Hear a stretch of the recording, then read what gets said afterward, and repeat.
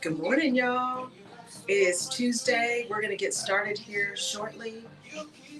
And I'm believing this is simulcasting because my StreamYard just said I'm out of storage, so it's not going to be saved. So hopefully it's actually simulcasting, which is the whole point. So it's not saved on StreamYard, okay.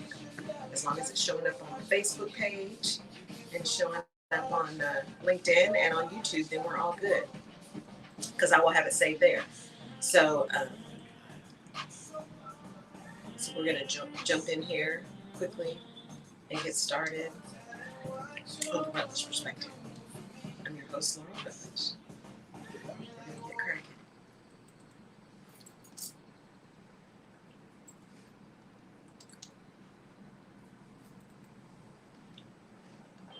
Hey. I hope you guys are having a fantastic Tuesday. It's time for the Rutledge Perspective Radio Show live here on KCOH TV Radio, The Boost in Houston, Texas. And I'm your host, Laura Rutledge, and I cannot wait for the show to start because spending Tuesday mornings with you is a highlight of my week. And if you're listening or watching on one of my pages, be sure to give StreamYard permission so I can see your name and I can see your comments. And let me know where you're tuning in from so I can give you a shout out on the air. I know we have a global audience, and I want to acknowledge you for taking the time to listen to me, for those of you in my time zone, and for those of you who are way out of it. I also want to welcome your questions and your comments. Now, I got to run so I can get ready. See you soon.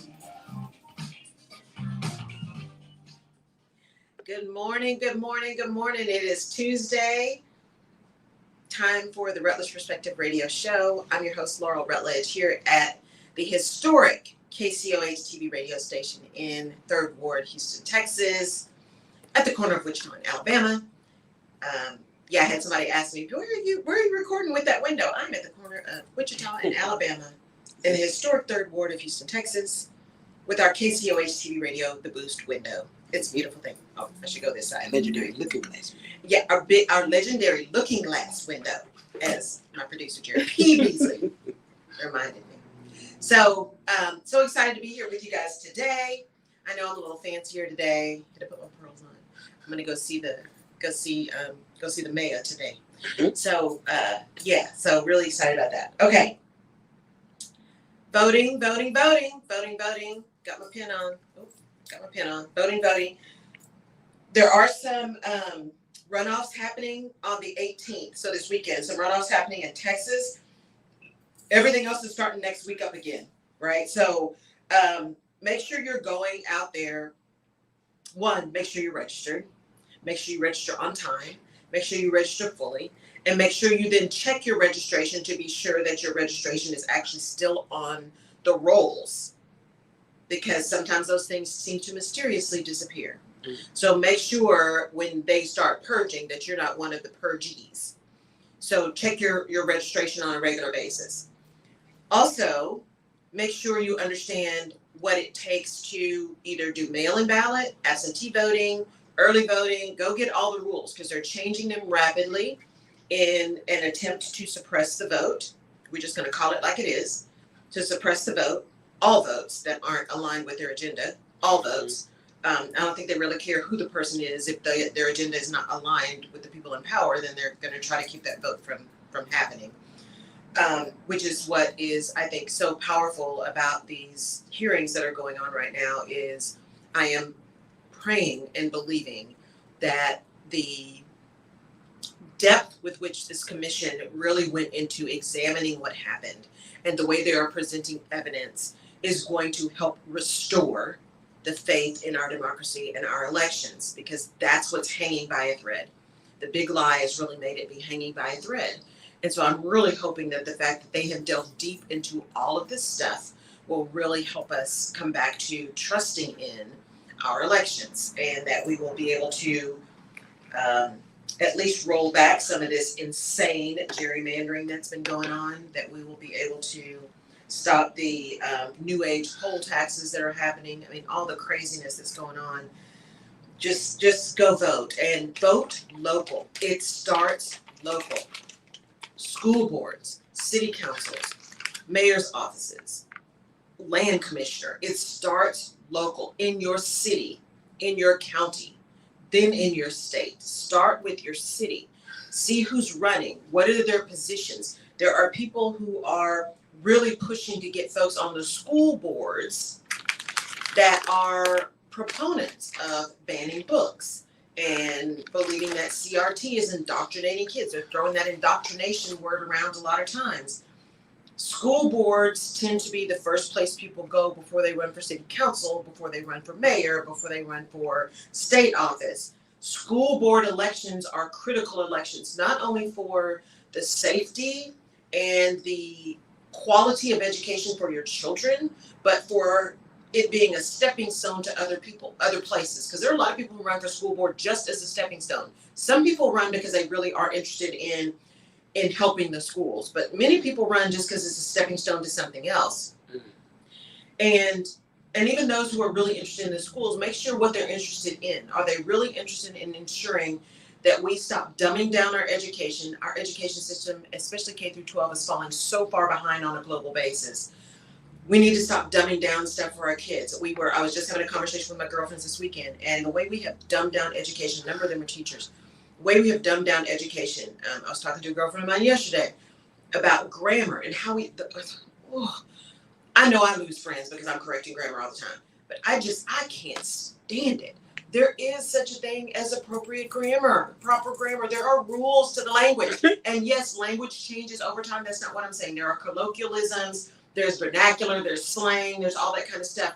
But for us to be so lazy that they actually make irregardless a word in the dictionary because people refuse to use the right word, that makes me crazy. Okay, I'll get off my soapbox about that because that's a whole different show. Anyway, make sure you're going to get educated about your ballot. You can go to this website called Ballotpedia, BAAACK, ballotpedia.org, and they list all the elections. That's where I make sure I understand what elections are coming up. So this weekend is just Texas. All the elections that are coming up, they list those and what they are, primaries, locals, whatever, they list those. But you can also get a sample of your ballot for wherever you are. So you can see what's coming up on your ballot and know what you're going to be voting about. And then you can go educate yourself on the issues and on the candidates. So especially if there are bond issues, if there are ordinances that are being changed, if there are things like that, constitutional amendments, you want to make sure you understand what's going to be coming onto your ballot so that you can go research for yourself, understand what it is, understand both sides, make sure you understand the language. The important thing about getting a copy of your ballot is often they write things on the ballot in ways that don't make sense, right? There was one, I think it was a 2021 election where we had a referendum, and that itself was 2 pages on the ballot. It was so long. I know people didn't read that whole thing. It was 2 pages. You had to scroll to the next page to be able to vote.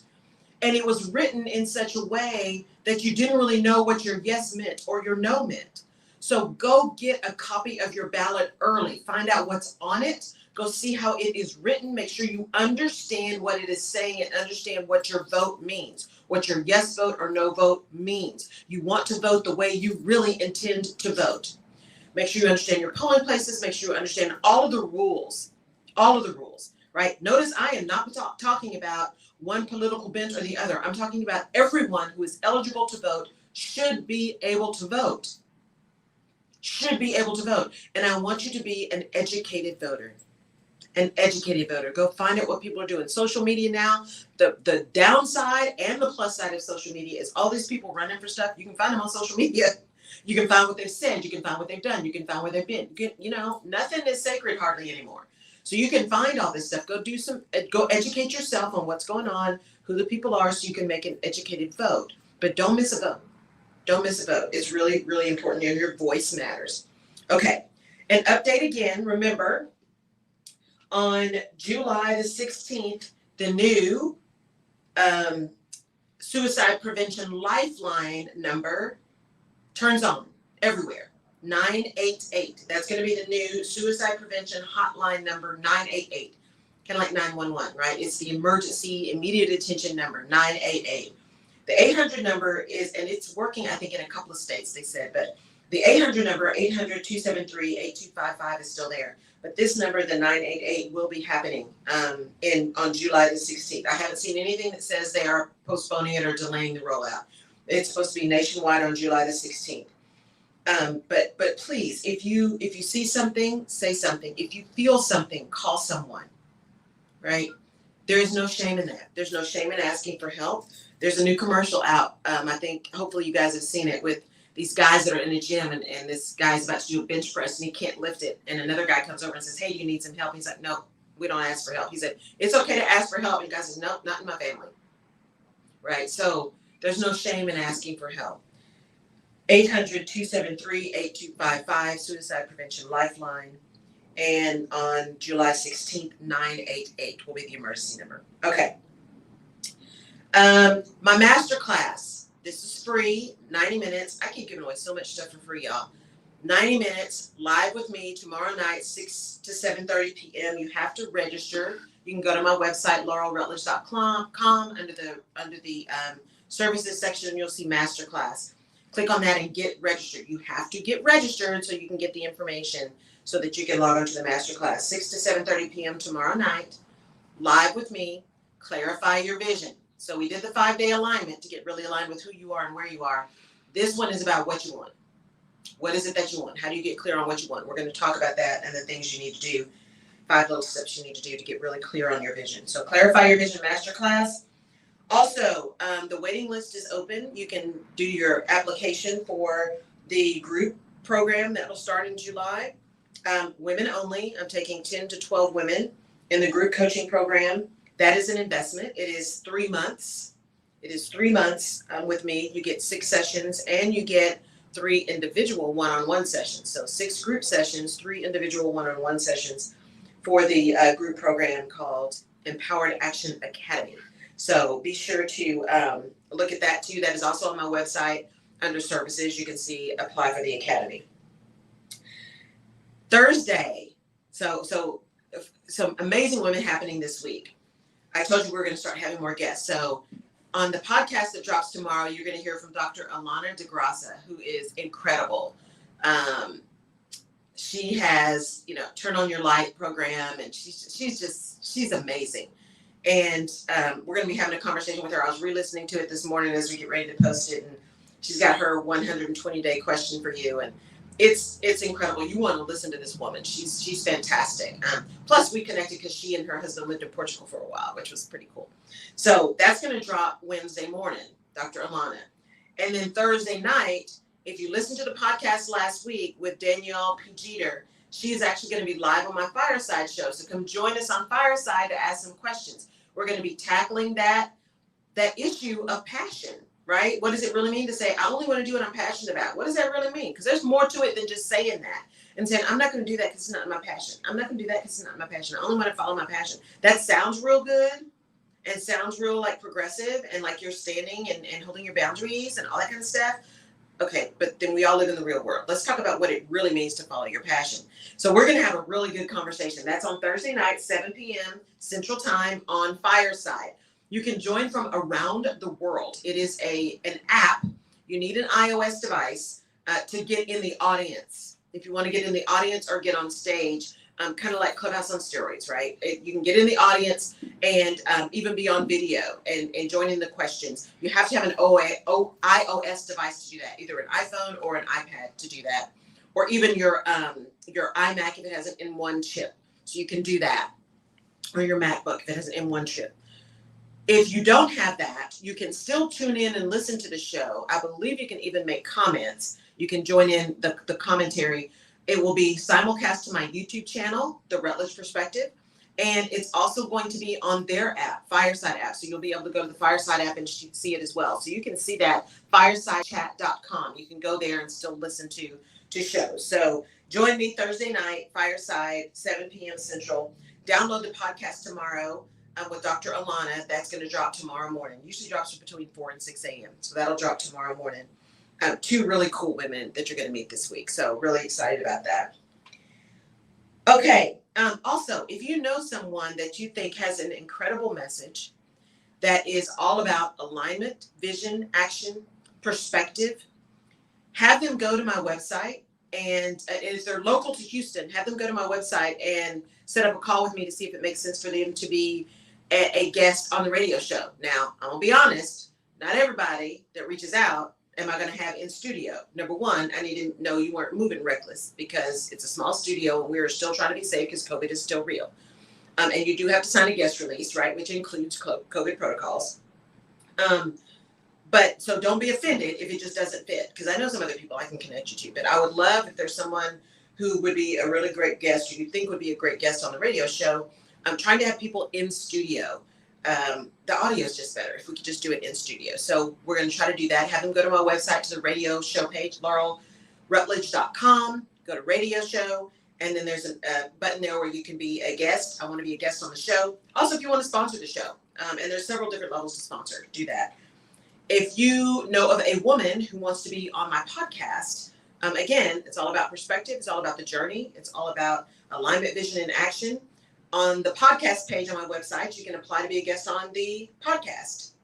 Again, it's not always a fit, but I also know a lot of people with podcasts. I only interview women on my podcast, my pre-recorded podcast. If you want to be a guest on Fireside, there's also the Fireside thing, and you can say, hey, I want to be a guest. In all these cases, let's just have a conversation and see if it's a fit. You may decide you don't want to deal with me, or it may be that it just isn't a fit for where I'm going with the show. So, but I am always open for a conversation, and I do have a big network, and who knows, we might be able to make a different connection. So, podcast, the Rutledge Perspective podcast, pre-recorded, women only. The radio show, local to Houston, are going to be in Houston. KCOH Radio TV. Here in the historic KCOH station with our lovely window. And then Fireside. All right. So let's dive into partnerships today. So this weekend, I drove back from Odessa. I was seeing my mom. We had a girlfriend's weekend this weekend. So this was if you watch my Fireside show, and the replays are up too. If you watch my Fireside show, this was the Friends for Life group. So it was the very first group during the month of March, Women's History Month. And we had not gotten together in a very long time, years, although we stay connected. And so we just, after that Fireside show, we're like, you know what, let's just put something on the calendar. We ended up going home to Odessa, and everybody's like, y'all are doing a vacay in Odessa? I'm like, yes, this is home. By the way, shout out to the Marriott. The new Marriott in Odessa, connected to the Extra Theater in Odessa, downtown on Texas Avenue. It was really, they have done a phenomenal job. And girlfriends, dang it, I will get the pictures out to you in Dropbox today. I am so sorry. Life just took over as soon as I got back. So I will get those to you. But so I was driving home, and my brother and I caravanned, which was really cool. Except for the few times that I wasn't paying attention and almost went the wrong way. Which is weird because I drive by myself all the time, and so I'm really paying attention. But see, I wasn't on the road by myself. I was listening to an audiobook, child. I was not paying attention. So we were caravanning, and I thought, wow, that's really cool to just not be doing this by yourself. Even though nobody's in the car, just know you're not on the road alone. That there's somebody you know or family or something that's on the road. And one of the things I was listening to was How I Built This. So y'all know I'm a podcast junkie, and there are a few that I love. Hidden Brain, How I Built This, and Revisionist History are my top. Pod Save the People is another one. So I was listening to How I Built This, and they were talking to the woman who ran Tate's Cookies, which was sold. Tate's Cookies. Those little real thin, crispy cookies that come in the green bag. I love some Tate's Cookies. So she started Tate's. It actually started out as Kathleen's Bakery.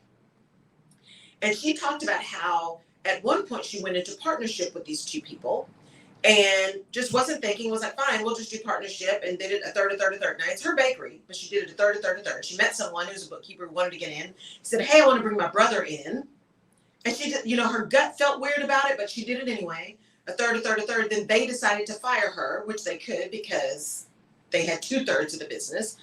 She ended up with all this debt, all this, it just, it was a partnership gone wrong.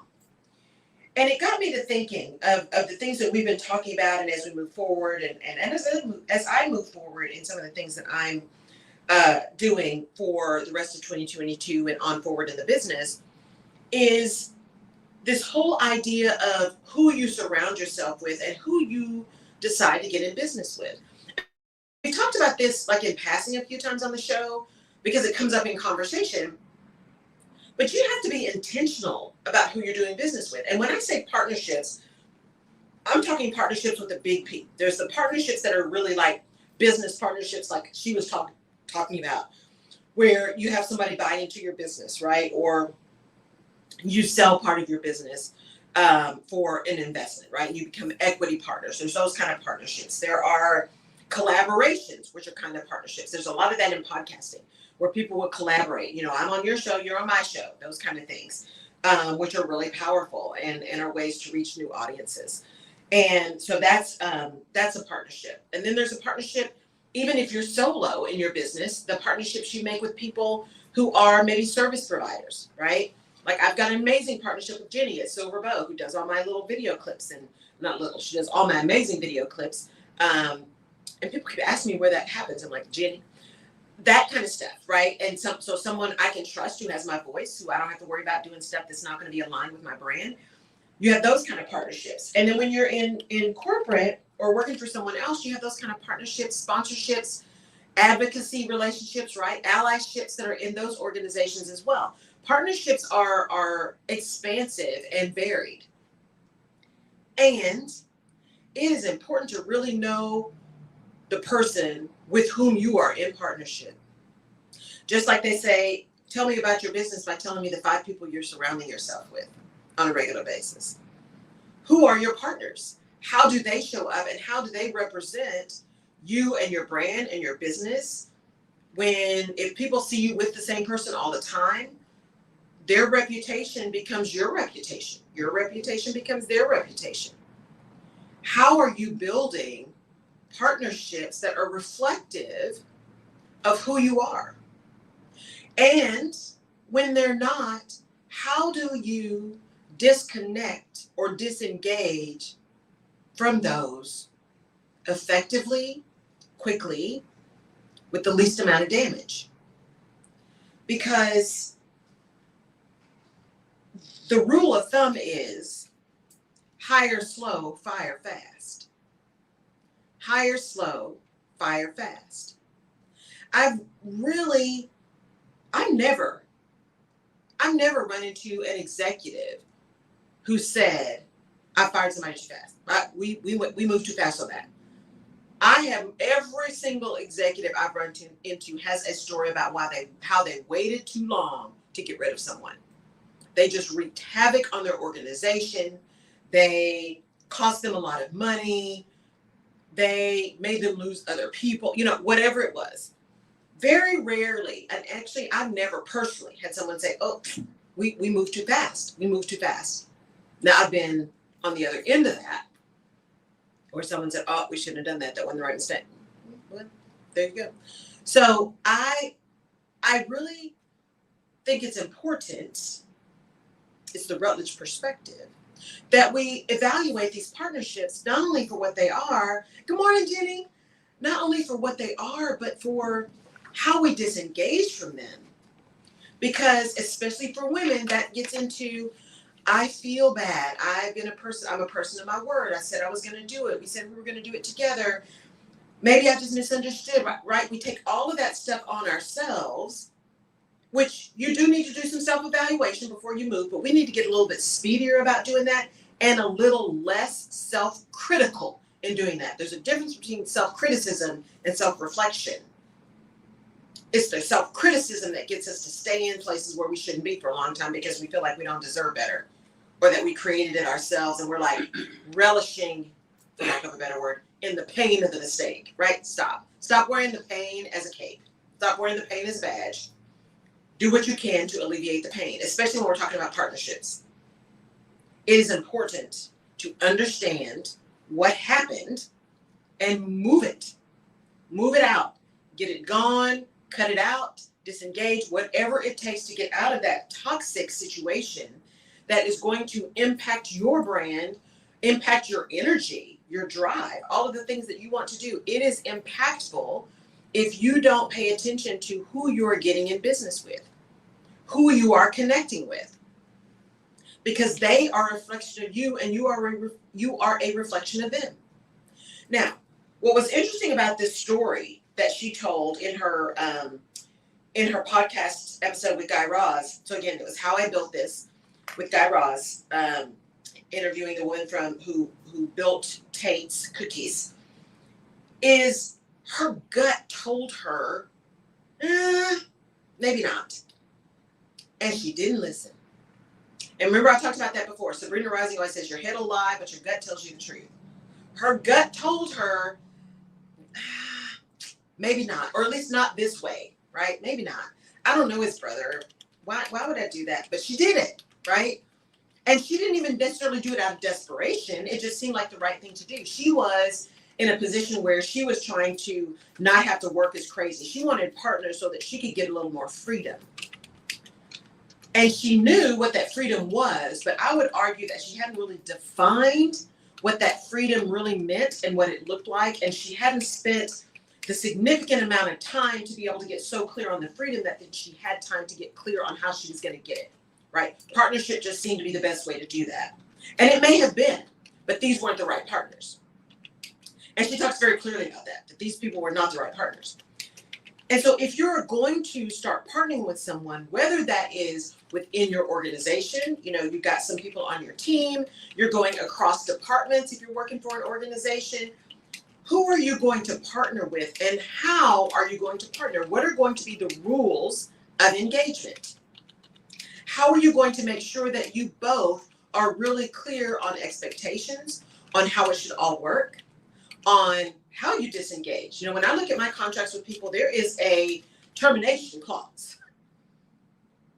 Either party can give notice. Either party can terminate with 60 days notice or 30 days notice or whatever it is. You always want an exit strategy.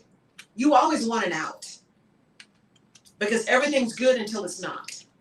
That's the other reason why I encourage people to always get things in writing. When you're doing business, it's business. It's not personal. It's business.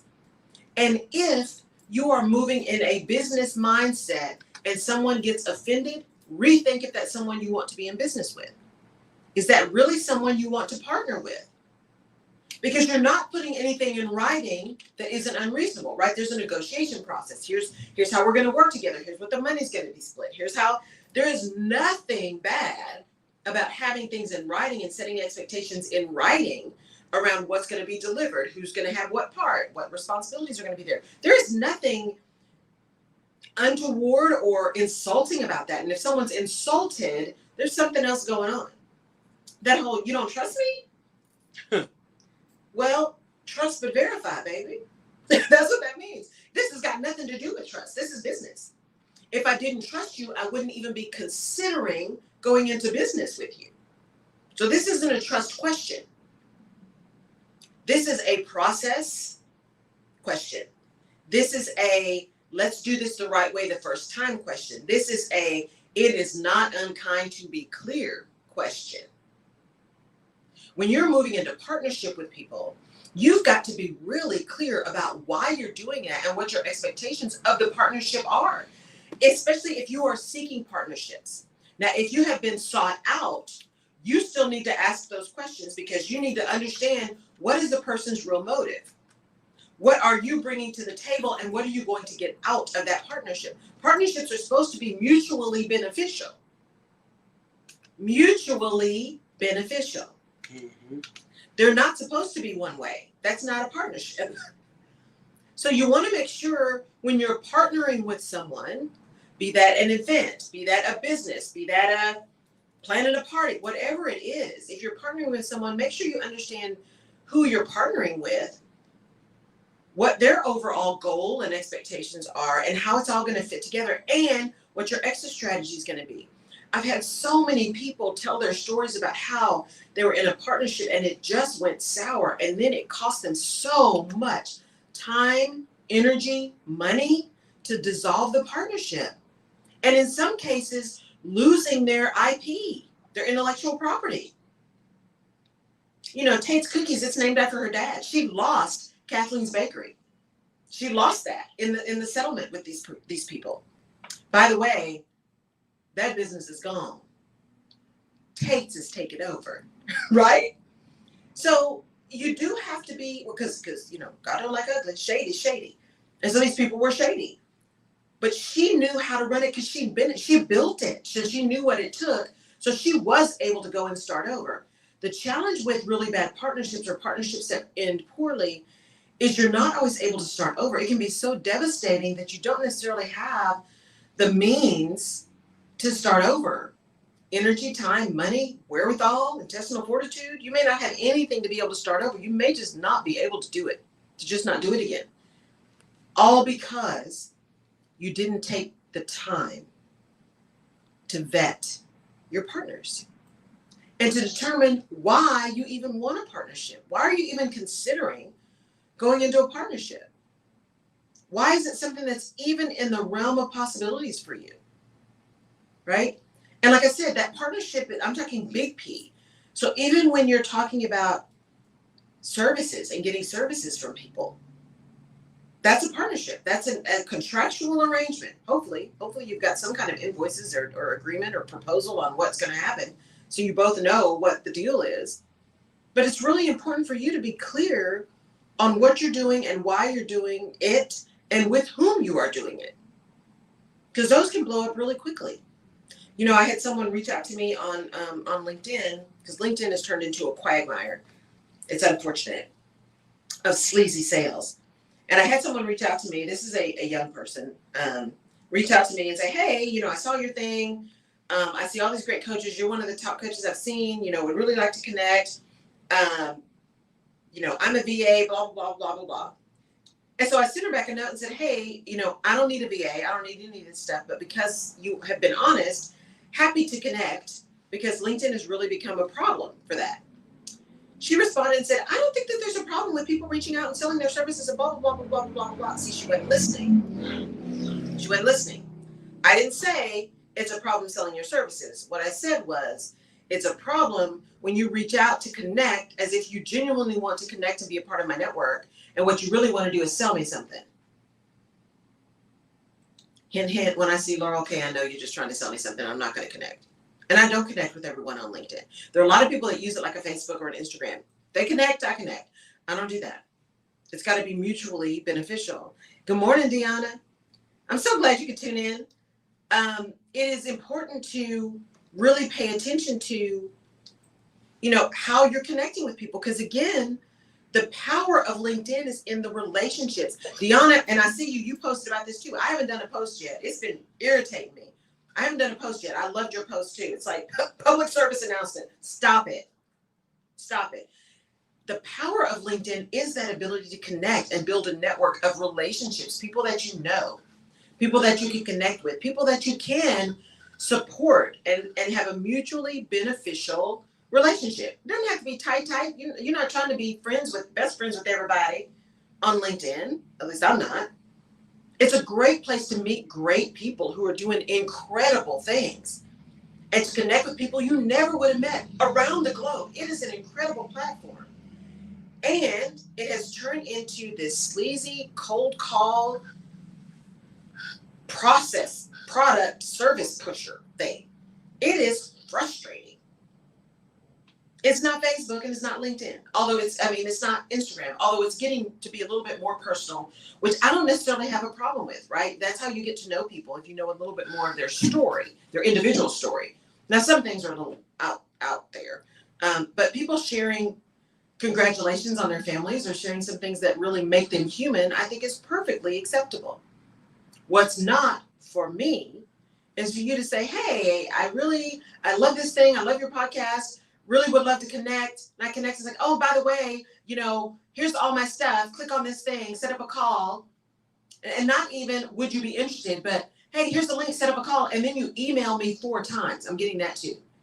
Hey, I saw your thing on Instagram. I can do your thing. And then I get 3 emails. Hey, making sure you see the message. Hey, you know, at least tell me you don't want anything. Hey, by the 3rd time you sending that and I'm still not responding, that's what I mean. I'm not interested. And I'm irritated that you did that. I'm trying to be kind, but not responding in the way that I feel about the way that you reached out to me. I'm trying to protect you. Right? I'm good. I'm trying to protect you from the wrath of Laurel. Right? So those partnerships, if you're looking for places for partnerships, that's the kind of behavior that for me undermines any kind of relationship or partnership I want to have with you at all. And so I've gotten to the place now, especially if it looks like people who are really just trying to hustle, right? They really are. If you reach out to me in the very beginning and you tell me through the email, because you can send a personalized note when you reach out. If you reach out to me and say, hey, here's who I am, here's what I'm selling, I like your stuff, here's what I'd really like to do, I will respond every time and I will likely connect because you've been honest. And for me, it's all about integrity. It is out of alignment if you're doing the bait and switch on me. And I ain't got no time for that. But if you're honest up front, Laurel, I'm connecting because I see this. This is the thing that I do. I think I can be of service if you are interested. I am about that all day long. I get it. We've all got to find a way to feed our families, right? Or ourselves. I have no problem with that whatsoever. And partnering with people like that, because there have been people that I found that way. Partnering with people like that, I have no issue because you've been honest. I actually had someone reach out to me in my last corporate job. She reached out through email. I don't know how she got my email, but she reached out through email and said, hey, here's who I am. Here's what I do. I would really like to be able to get into your organization. And this is why. This is the value that I think it was so well written. I actually sent her a note back and I said, you know what? I normally just send these directly to trash and don't respond. But I want to send you something to say thank you and keep it up. Your note was not only incredibly professional and well written, you are very upfront and in integrity about why you were reaching out, what you wanted, what it meant. And you were respectful. I'm about that all day long. I said, and in fact, I don't need your services, and that's not what we would do, and it's not how we use services like this. But I absolutely am keeping your information and will pass it on because that is the kind of behavior to me that says this is someone I could potentially build a partnership with, right? I don't know you well enough to say a guarantee, but I do know my experience so far is one that I say, this person is willing, this person is worth a chance. It's worth taking a chance on getting to know this person. So FYI, public service announcement, be real, be honest. If all you want to do is sell something, just say that. Don't tell me you want to be a part of my network. Don't tell me you want to connect. Don't tell me you love my stuff. No, you don't. No, you don't. You did some kind of filter to find some kind of keywords. I happen to pop up and you put me in your list of people to reach out to. It's called email marketing. I get it. I got it. I've got an email list that I send stuff out to that I want to serve people, right? And I let them know about my services. I also have an unsubscribe. I also have an opportunity for you to say, Laurel, I don't want this anymore. And I don't just put people on my list or buy lists. I don't buy lists. I don't buy followers. I don't do any of that stuff, right? I may promote something and just let the algorithm take over, but I don't go buy stuff like that. I want you to be able to find me and feel like what I have to offer is going to be beneficial to you. And I will let you know what that is. I have to be clear about what the offer is, right? In a way that just says it's open to anyone who might be interested, not individually picking people and saying, oh yeah, I want to connect with you here about my stuff. Stop. Just stop.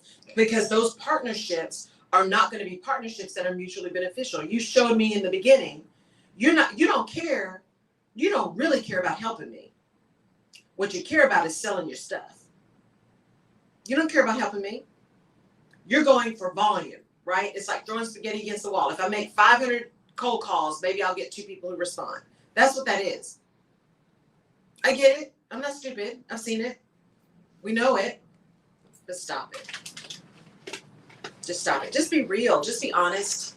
Just be honest about what you need and what you want. Because you do need to get your stuff out there, right? You need to serve people in order to build your business. Or maybe your job is sales and you need to sell. Just say that. It's okay. It's okay to just tell people what you're trying to do. You will probably get more people who align with you or who refer you by being honest about what you're doing than that sleazy tactic. Because partnerships are about trust. You cannot collaborate well without trust. You can't partner well without trust. It is critical for you to have really great trust in order to do great work. And that is partnerships within your organization, your allies, your mentors, the other organizations you partner with. It's in your personal and professional life.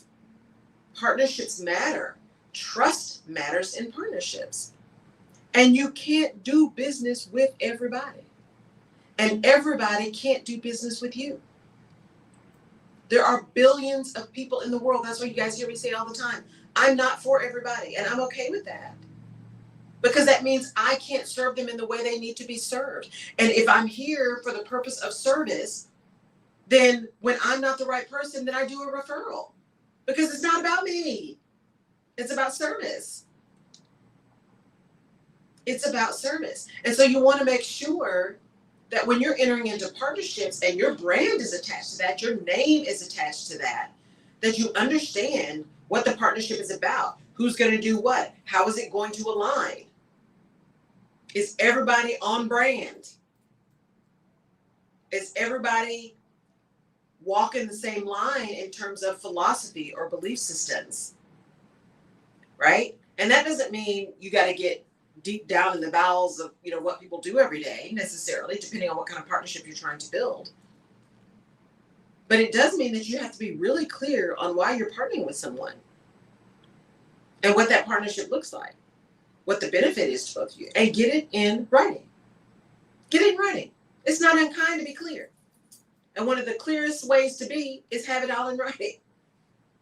So we all know, we're all really clear.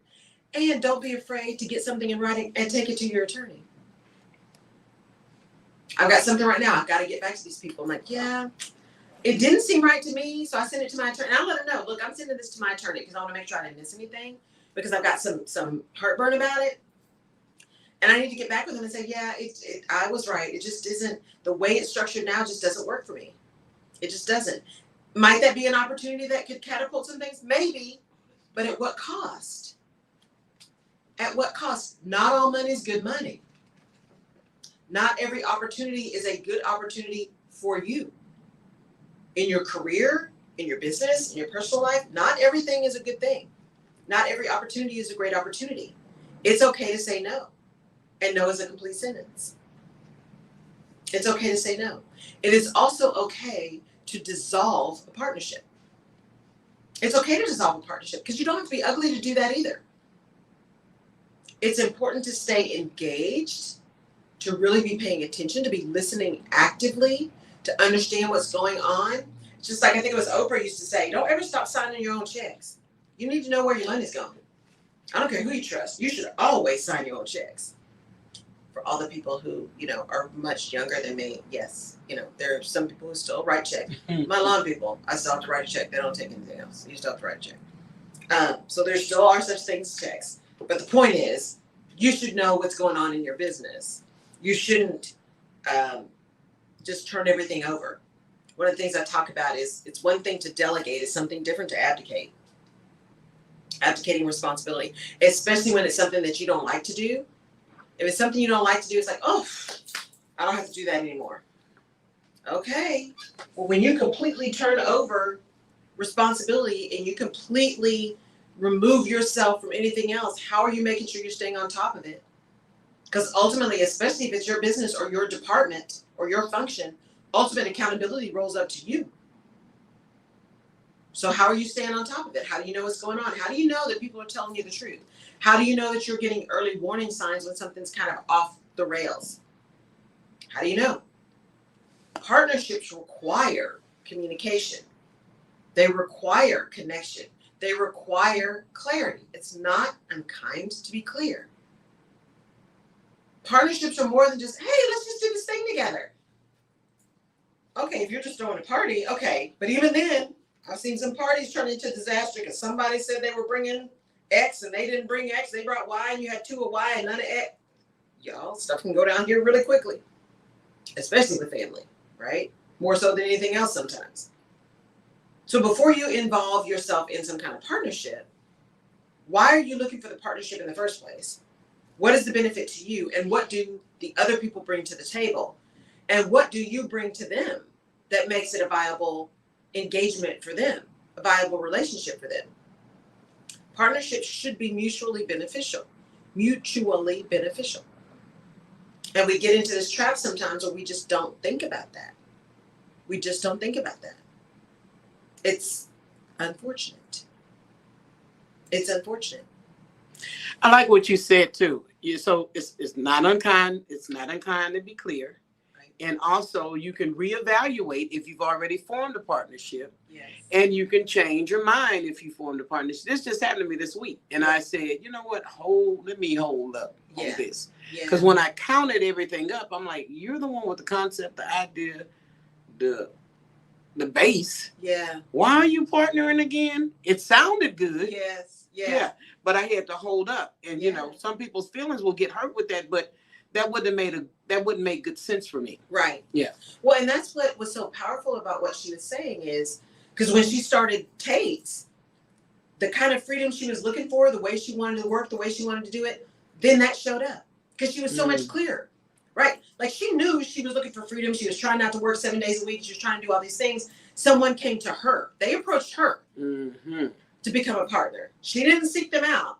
She was just in the beginning process of saying, you know, I need a little bit more freedom. So this person approached her to go into partnership. And she wasn't in a place to take the time, but her gut told her, something doesn't feel right. And she didn't listen, right? So you've got to be very, very eyes wide open, heart wide open when you're entering into a partnership with someone, whether you are seeking a partner or you are being sought out as a partner.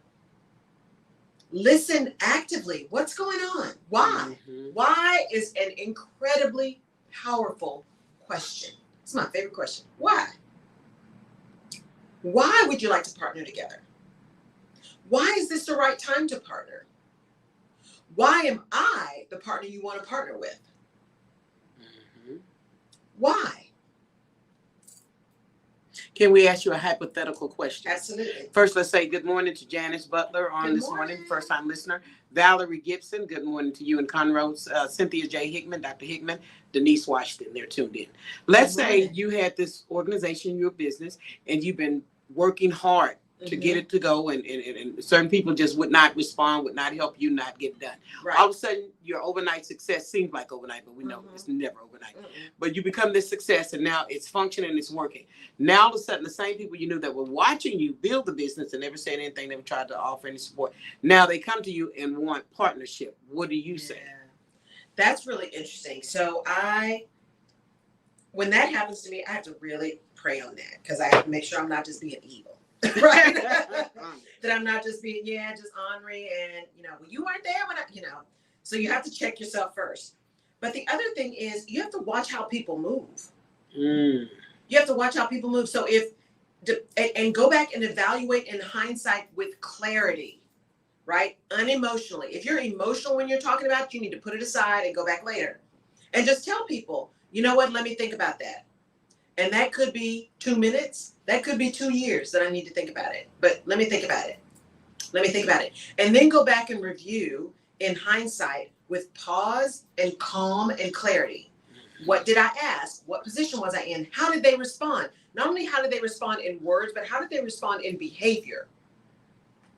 And then when they reached back out to me, how did they reach back out to me? Did they reach back out to me to just say, hey, we were going to partner before. How about doing that now? Or did they reach out to me to say, hey, you know what? I know it didn't make sense before, but I've been watching you. Here are the things that were of concern to me in the very beginning based on where I was and where you were. And now that I've seen what you do and I've been following you and watching you, and they give you proof that they've been doing that. They can really show you that they've been doing that.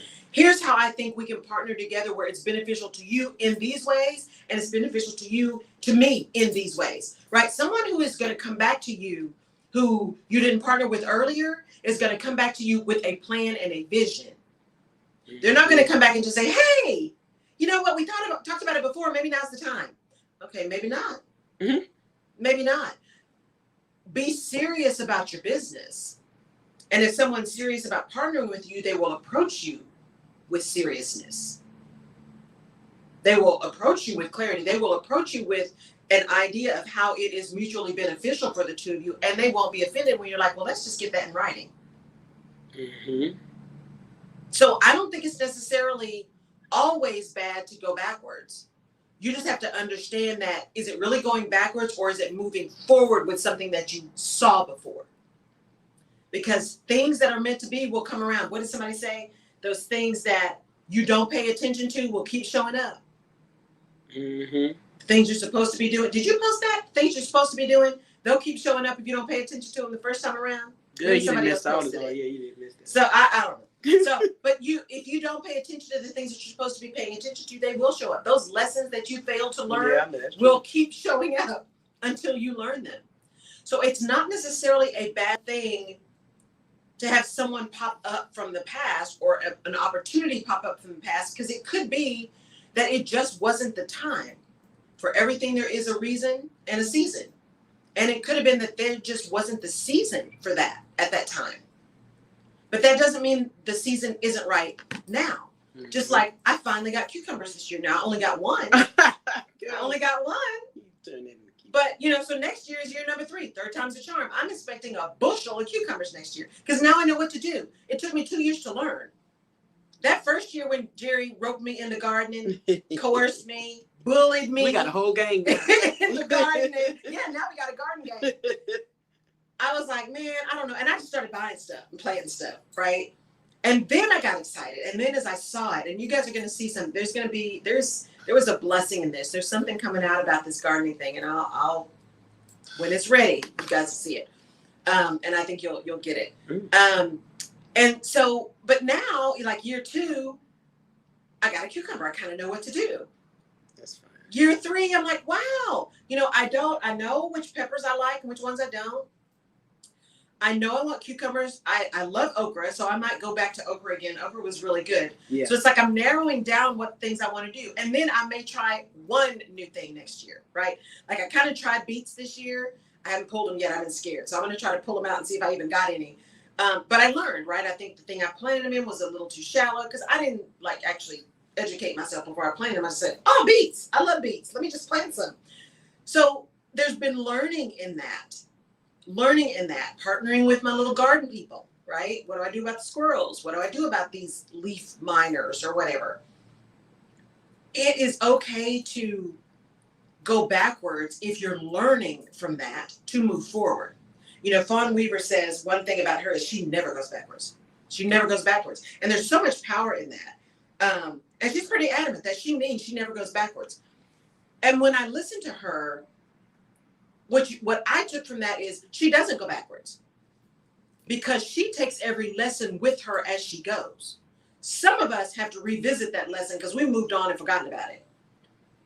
She has such a capacity around who she is and what her vision is and what her mission is and what her purpose is, that when something doesn't work out in the moment, she takes that lesson, she learns it, she internalizes, she keeps it moving. She doesn't have to revisit because she took the time in the moment to get everything she needed out of it to move forward. That doesn't happen for all of us. Some of us need to go back and revisit stuff because we didn't learn it real well the first time, or it's like, wow, now I get that, right? That happens to a lot of us. And then some of us just go back to stuff because we're that type A and we just replaying stuff from 30 years ago because it pops up in a dream like, I should have said, right? It's like, that's so long past. But that partnership piece, right, is really about understanding who you are and where you are and what you want. And then moving so quickly into that you can understand the power of moving forward into partnerships that are mutually beneficial. So we're going to do some shout outs here because I got to be on the other side of town at 11:30. Wait, when I say, because what was it? Yesterday I did a video about knowing the difference between people and peers. And it's time to get around your peers because your peers kind of do what you do and they want you to be on the same quality and the same level and help you do. People just like what you do and they benefit from what you like. But what you're saying about these partnerships are actually like peers, because even when you came in here, we were talking about the Black podcasters and you said you ought to be a part of this and this. And so we both got excited because that's a peer. Yes. And so what you're saying now with partnerships, you have to know if it's a match for you, right, in order to you form it. Because if you get with somebody that's not the same brand or the same, right, is that what you're saying? Yeah, because it is. You want to surround yourself with people who are, they're learning and growing and they're developing. They have the same kind of general philosophy you do about movement and delivering and service, right? Those peer relationships. And you want to put yourself at the feet of people who are 42 steps ahead of you. Yeah. That's good. right? You want people who are going to lift up as they climb, and then you do the same, right? Because there's a young lady that I know at home in Odessa, and so she started a podcast. And so I said, hey, I'm going to this festival, and I will bring back stuff to you, that I know. I will share everything. So we had a call the other day, and I'm like, okay, here's what I learned. Here's some things to check out. She's like, oh, I didn't know that. I'm like, you know what? You didn't have a chance to go. Your podcast is just starting. You're like on episode number 4. I will share whatever I can because I went through that. And to whom much is given, much is expected. Mm-hmm. So she's going to have some hurdles that I didn't have, but I can at least help her keep from having to overcome the ones that I had to overcome. So that she has room for the mistakes she's going to make on her own, as opposed to repeating the mistakes that I made, if I can keep her from doing that, right? So it's about having those peer sessions, learning as much as you can, and then sharing the learning. Sharing the learning. All right, let's do some shout outs. Okay, let's go from the bottom to the top. Let's go in Panama, we're there. Yes. Canada, we're there. The Philippines, we're there. Germany, good morning to you, we're there. United Kingdom, we're there. Brazil, we're there. Puerto Rico, bid us to come, we're there. Yes. France, we're there. Finland, we're there. David, we are there again, and double numbers in David today. Fortaleza. Yeah, Mm-hmm. good, you're there. Casablanca, you're there. Okay, double numbers today in Casablanca. Swindon, yes, you're there. You know where that is? Yes. Where? I can't remember. Okay, well. Okay, La I think that was Paz. the Philippines. Mm-hmm. La Paz, we're there. Yes, that's Bolivia, I believe. La Paz. Who? Bolivia. I think that's in the country of Bolivia. My Lord. Yeah. Helsinki, we're there. New York, we're there. Raleigh, Durham. North Carolina, we're there. Pittsburgh, San Antonio, Austin, Kansas City, Dallas, Fort Worth, Los Angeles. Good morning, Los Angeles. Chicago and Houston. Yay. We've got Missouri City. We've got Sugar Land. And I heard Conroe. we got Conroe. Yeah, we do. Yes. Valerie is Conroe. Good morning. And we got Spring, Texas. My stomach. Good morning. Good morning, everybody. I am so appreciative. I actually had somebody reach out to me, kind of DM me, and I deleted it. Who was like, why do you keep doing this? Why do you keep saying, you know what? Because I want to say thank you. I think I was raised that you say thank you. You say, excuse me. You say, please. Yeah. You say, you're welcome. And I'm like, look, people are spending their time to tune in. The least I can do is say thank you. Thank you. So thank you. Thank you for tuning in to the Rutledge Perspective. That's not a peer. It's not a peer. A peer would have That's known. a hater. Oh, yeah, that is. Thank you for tuning in to the Rutledge Perspective. Thank you for listening to me, Laurel Rutledge, your host, your empowered action enthusiast. You better. I really do appreciate it. I truly do. I truly appreciate it with all of my heart that you take time to tune in. And I am going to find a way. So Casablanca, let's chat. There might be a time I need to come and do a show live in Casablanca. That's right. Y'all never know. Going into 2022, into 2023, we're taking this thing on the road. That's right. I'm telling you, I am claiming it. We are going to take it on the road. You never know where I'm going to show up, but I'll let you know because I want to see your faces. I would love to meet you in person. And in the meantime, show up on Fireside so I can at least see you on video there and chit chat with you. But Casablanca, La Paz, India, Philippines, Brazil, Puerto Rico, all y'all, I am willing to be on the road. Of course, you guys are in the local area, greater Houston area. Yes. We're going to start having people in the studio, I think, again, too. So stay tuned when Jerry and I start talking about studio guests because we'd love to have you around. So that's it for today for the Rutledge Perspective. Thank you for tuning in. I so appreciate it. Go pay attention to your partnerships. Go look at who you've surrounded yourself with. Are you uplifting? Are they uplifting? What's going on? It's okay to disconnect. You can do so with kindness, but don't let something drag you down because you're afraid to say no. That's not true. Oh, no, I'm not what you said. Cynthia J. Kidman talking about me and JP are carrying the luggage. I'm not carrying her luggage. I'll give me a ticket. I'm not going to do all that. Come on, Dr. That's not the right partnership. Come on, Dr. Cynthia. You know, we can make it happen. Jerry will be all right. I'm not packing your luggage. But anyway, y'all have a great day. Thank you for tuning in. I will see you next Tuesday. We'll have a guest next Tuesday. You'll get to meet Legina Harris. She's amazing. So tune in next Tuesday for my guest. Talk to y'all later. Thanks. Bye.